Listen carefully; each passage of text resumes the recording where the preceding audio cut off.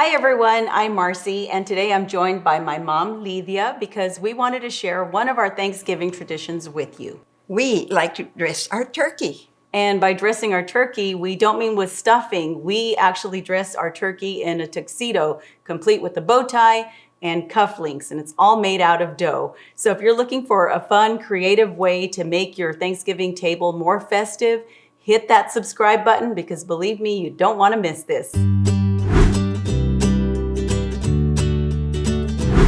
We don't actually dress our turkey in a tuxedo every single year. What would you say? Well, when we all get together, when all my children get together, maybe every 4 or 5 years. Right. But it's hard to get all the family together. When you're that big anyway. Yes. But we do know when this tradition started, and it was in 1978. And the reason we know is because my mom actually saw this in a magazine that even had a little pattern to cut out the little tuxedo vest, and she saved it. And so that magazine says 1978. Yes. Ironically, we never once have used the pattern. We just eyeball it. We just eyeball it, and it always comes out. But I'm going to go ahead and put that in the description box below in case you want to print it at home and make this. But for this recipe, all you need to do is prepare your turkey as you normally would. Ours is already in the oven, and then now we can do the dough. That's right. This is a basic pie crust recipe. I like to make it in the evening before, and I put it in the refrigerator, and it's easier to handle next day. But we're actually doing it today, so we won't be able to refrigerate it overnight. No, but it'll still be good. For the crust, we need 2 cups flour, 2/3 cup butter or shortening, a teaspoon of salt, and ice water. Later, we'll need the 2 egg yolks to make the egg wash and water. I'm going to step aside while my mom makes the dough. She starts by pouring the flour into a large mixing bowl and then adds the salt and the shortening. Then she breaks it up and mixes it all together using a pastry blender. If you don't have one, you can also use a fork. This just takes a few minutes, but you want to get those clumps pretty well incorporated into the flour mixture. Now that it's the right consistency, she'll add some ice water, which is her secret to a flaky crust. You're using cold water. You don't want the butter to melt. We're going to put this in the refrigerator to keep it cold. It rolls better and it's flakier later. We want it flaky. She starts with only about 5 tablespoons of ice water and then adds a little more at a time as she continues to mix her dough. A little more water. When it starts to stick together, she switches from the fork to her hands. My hands are clean. It's almost ready. Then I'm going to divide it in 2 pieces. This is perfect.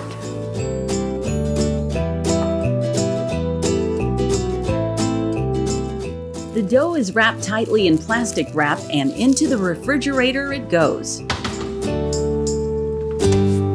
When the turkey is just about done, the dough comes out of the fridge and my mom lightly flours a flat surface so she can begin rolling it out.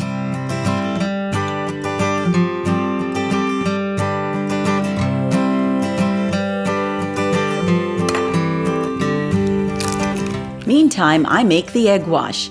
I separate the yolks from the whites because I'm only going to use the yolks. I add a tablespoon of water to the yolks and whisk it together, and that's it.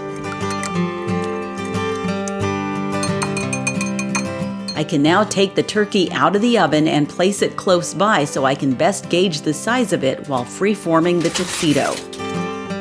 Using a sharp paring knife, I cut out the pieces starting with the vest. Again, I'm just using the turkey for reference and eyeballing this. The reason we never use the pattern for this, besides the fact that it's super simple to figure out on your own, the pattern is designed for a very specific size of turkey. And let's face it, some years you may cook a small turkey, and other years when you're having a lot of company, you may need a really large turkey. So it's always going to be different. Besides, once you place it on, you'll see that you can still trim or add more dough if necessary.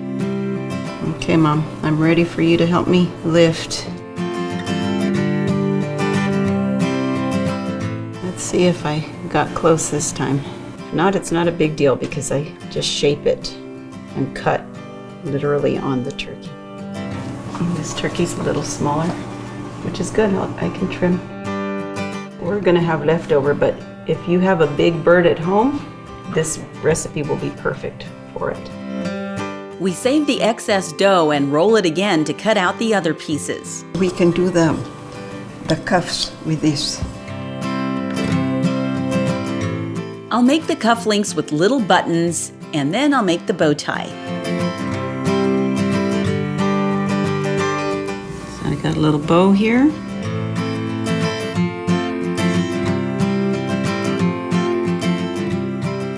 But I'm gonna put some egg wash so it'll stick. Once I've got things the way I like them, I use the egg wash as a glue to keep it all in place. Oops. Oh dear. Oh, it'll be extra brown. We're also going to put pinstripes on the tuxedo vest, so it's time for my mom to roll out the second ball of dough and get started cutting the individual pinstripes. She came prepared too, with her own cutting wheel thingamabob, even though I have an identical one she gave me years ago. So what do we call these little squiggly wheel things? I have no idea, Mija. I have no idea. I just know I like them. They're great. They're old. Look at mine. Not everyone has these, so if you don't have one, just use a regular knife and the pinstripes can be straight. But they do have brand new ones. I've seen them. They don't look anything like this, but they do the same job. That's what they're there for. Okay. But these are antiques. Yeah. I Like love me. mine. Like me. No, not yet. Whether your pinstripes are squiggly or straight, you just trim them to size once you place them onto the vest. And don't they look adorable? Scalpel? We'll act like we're doing surgery. Ideally, you put the pinstripes on the vest before the bow tie. I had forgotten about that, but no harm was done. Finally, when everything is in place, we're going to brush over it with the egg wash, making sure every piece of dough gets covered. We need to cover up the legs so they won't burn or get any darker. They look a perfect color They're right perfect now. right now. Then we can put the turkey back in the oven for a few minutes longer. Okay, little birdie, get pretty for us. We decided to cover the drumsticks and wings with a little foil because they're already golden brown and we don't want them getting any darker while the dough is baking. That looks done. This turned out great, but we're not done yet. As soon as this cools just a little bit, I'm gonna transfer it over to the platter and then dress it up even more by garnishing with kale and grapes.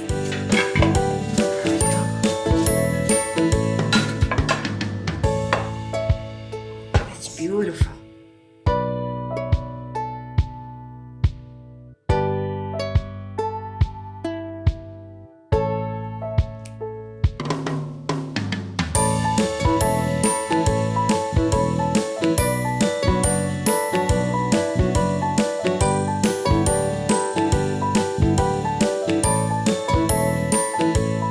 And now our turkey is all dressed up and ready for Thanksgiving.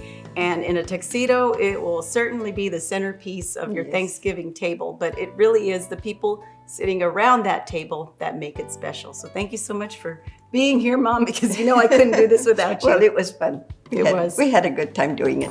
And it turned out great. I hope some of you try it. Thanks so much for checking out this video. Do me a favor, if you make this, please take a picture of it and tag me at Marcy Inspired on Instagram and Facebook because I would really, really love to see it. And as always, be sure to subscribe, like, and click the notification bell. I'll be posting another Thanksgiving recipe next week. Until then, blessings from my kitchen to yours.